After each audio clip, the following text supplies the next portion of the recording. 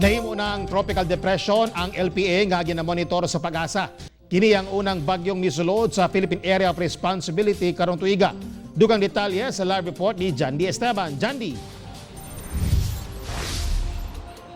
Tek, magdala og pag-ulan sa Mindanao ang bagyong Ambo. Gipahimangnuan ang katawhan nga magbinantayon ilabi na tung mga nagpuyo sa landslide ug flood-prone areas.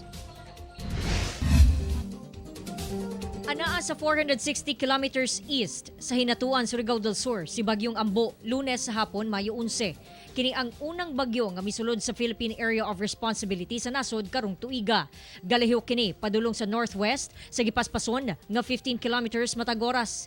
Ang gikusgon moabot sa 55 kilometers per hour ug hangin nga 45 kilometers per hour. Bisan gitumbok sa bagyo ang Bicol Region ug Southern Luzon, magdala gihapon daw kini ug moderate ngadto sa kusog nga pag-ulan sa Mindanao. Posible kining maka-trigger usab og mga flash floods og landslides, labi na kaw ng inubanan sa mga localized thunderstorms. Sumala sa Pag-asa nga bisan summer, posible daw gihapon nga dunay mga bagyo nga mamugna sama ni bagyong Ambo, labi na kung bulan sa Mayo kay padulong na mag-southwest monsoon o hanging habagat.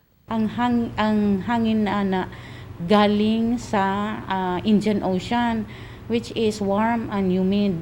Init. So, tungod kay init, so daghang dako ang chance of formation of mga rain clouds, ug mo nay maghatag og mga pagulan, og pwede sad nga mag-develop og mga weather disturbances. Samtang gipaandam sa LGU Davao ang mga residente ilabi na tung mga anaa sa bahaunon ug landslide prone areas. Saka na nato daan na ato ang mga importante na appliances, ato ana nang i-secure ato ang mga valuable. It's good to practice karon ang ato ang readiness para sa isa ka bagyo. Gisuspende sab ang trabaho sa mga empleyado sa government offices karong adlaw. Gipasarado sab ang pipila ka business establishment gawas lang sa mga nagdalit og basic necessities. Maglisod na sila manggudmay kay wala pa tay public transport, so pa sila og kana nga trabaho unya pagkahuman na possibly dunay ulan na kutugpod.